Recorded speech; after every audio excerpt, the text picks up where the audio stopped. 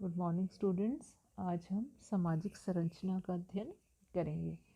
संरचना और प्रकार्य समाजशास्त्र में महत्वपूर्ण अवधारणाएं हैं।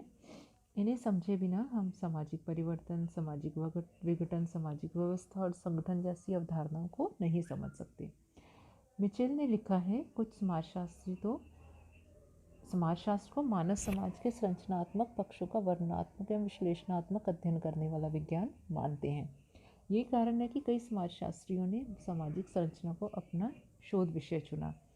हम सामाजिक संरचना में उत्पन्न होने वाली समस्याओं की जानकारी प्राप्त कर उन्हें दूर करने में प्रशासकों एवं सामाजिक कार्यकर्ताओं की सहायता कर सकते एवं व्यवस्थित समाज की रचना करने में योगदान दे सकते हैं। समाजशास्त्र में संरचना एवं प्रकार्य की अवधारणाओं का सर्वप्रथम प्रयोग स्पेंसर ने अपनी पुस्तक प्रिंसिपल्स ऑफ सोशियोलॉजी में किया। दुर्खिम ने अपनी कृति the rules of sociological method and the division of labour in society नामक पुस्तकों में भी इन अवधारणाओं पर विचार किया। इन अवधारणाओं पर विचार व्यक्त करने वाले अन्य विद्वानों में Brown, Karl Mannheim, Nadel, Parsons, Johnsons, Pareto, Davis और मूर आदि के नाम प्रमुख हैं, किंतु प्रकार्य के क्षेत्र में मॉर्टन का नाम विशेष रूप से उल्लेखनीय है। अब हम संरचना देखेंगे कि संरचना से क्या अर्थ होता है। प्रत्येक भौतिक वस्तु की एक संरचना होती है जो कई इकाइयों या तत्वों से मिलकर बनी होती है। ये इकाइयाँ परस्पर व्यवस्थित रूप से संबंधित होती हैं तथा इन इकाइयों में स्थिरता पाई जाती है। संरचना को परिभाषित करते हुए ब्राउन लिखते हैं, जब हम संरचना शब्द का प्रयोग करते हैं तब हम उसके भागों अथवा संगठनों के क्रम विन्यास की ओर संकेत करते हैं। इसे हम मानव शरीर की संरचना के उदाहरण द्वारा भी समझ सकते हैं। शरीर की संरचना हाथ, पाँव, नाक, कान, आँख, मुंह कई अंगों से मिलकर बनी होती है। ये सभी अंग अपने अपने स्थान पर स्थिर हैं और परस्पर एक दूसरे से व्यवस्थित रूप से जुड़े हुए भी। इस प्रकार प्रत्येक संरचना में हमें 4 विशेषताएं देखने को मिलती हैं। प्रत्येक संरचना का निर्माण कई अंगों या तत्वों से होता है। इन इकाइयों में परस्पर स्थायी एवं व्यवस्थित संबंध पाए जाते हैं। ये इकाइयाँ अपने अपने स्थान पर स्थिर रहती हैं और संरचना का संबंध वस्तु की बाह्य आकृति या स्वरूप से होता है, न कि उसकी आंतरिक संरचना से। तो जिस प्रकार से किसी शरीर या भौतिक वस्तु की संरचना होती है, उसी प्रकार से समाज की भी एक संरचना होती है, जिसे हम सामाजिक संरचना कहते हैं। समाज की संरचना भी कई इकाइयों जैसे परिवार, संस्थाओं, संघों, प्रतिमानित संबंधों, मूल्यों, पदों आदि से मिलकर बनी होती है। तो अब हम सामाजिक संरचना का अर्थ देखेंगे। कॉलमैनहिम के अनुसार सामाजिक संरचना परस्पर क्रिया करती हुई सामाजिक शक्तियों का जाल है, जिसमें अवलोकन और चिंतन की विभिन्न प्रणालियों का जन्म होता है। मैनहिम सामाजिक संरचना को सामाजिक शक्तियों का जाल मानते हैं। जाल से उनका तात्पर्य व्यवस्थित प्रतिमानों से है।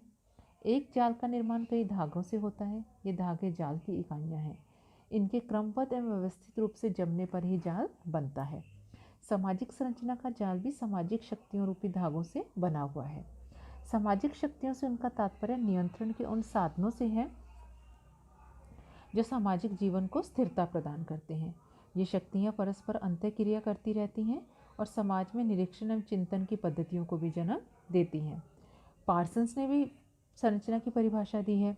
इनके अनुसार सामाजिक संरचना परस्पर संबंधित संस्थाओं, एजेंसियों और सामाजिक प्रतिमानों तथा साथ ही समूह के प्रत्येक सदस्य द्वारा ग्रहण किए गए पदों तथा कार्यों की एक विशिष्ट क्रमबद्धता को कहते हैं। पार्सन्स की इस परिभाषा से 3 बातें स्पष्ट हैं। सामाजिक संरचना का निर्माण सामाजिक संस्थाओं, एजेंसियों, प्रतिमानों और व्यक्तियों द्वारा ग्रहण किए गए पदों एवं भूमिकाओं रूपी इकाइयों से होता है। ये सभी इकाइयाँ परस्पर एक दूसरे से संबंधित होती हैं। सामाजिक संरचना में एक विशिष्ट क्रमबद्धता पाई जाती है। इन विशेषताओं से यह भी स्पष्ट है कि सामाजिक संरचना एक अमूर्त धारणा है, क्योंकि समाज की संरचना का निर्माण सामाजिक संबंधों, संस्थाओं, प्रतिमानों, पदों एवं भूमिकाओं से होता है, जो कि सभी अमूर्त है। हैरी एम जॉनसन के अनुसार किसी वस्तु की संरचना उसके अंगों के अपेक्षाकृत स्थायी अंतर संबंधों से निर्मित होती है। स्वयं अंग शब्द से कुछ स्थायित्व के अंश का ज्ञान होता है।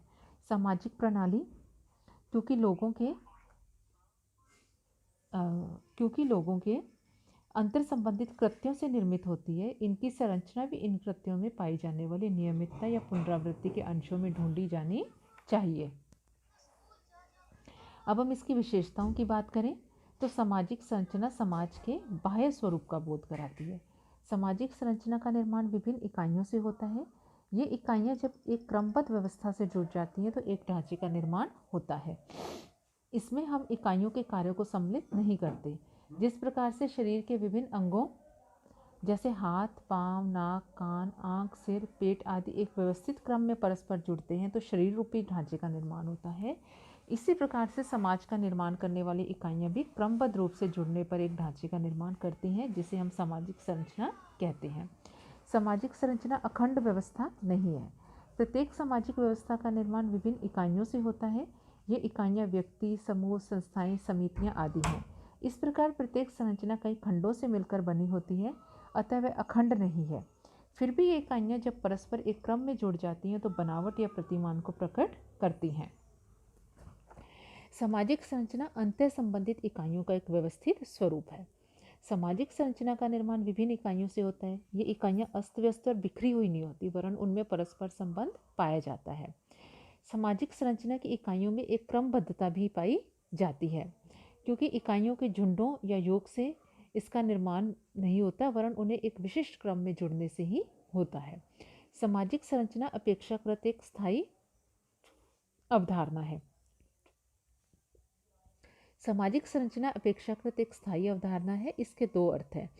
सामाजिक संरचना का निर्माण करने वाली इकाइयाँ अपेक्षितः स्थायी होती हैं। जैसे समाज का निर्माण करने वाले विभिन्न समूह, समितियाँ, संस्थाएं जैसे परिवार, धर्म, आर्थिक और शैक्षणिक संगठन, विवाह समाज में अपेक्षितः स्थायी रूप में पाए जाते हैं।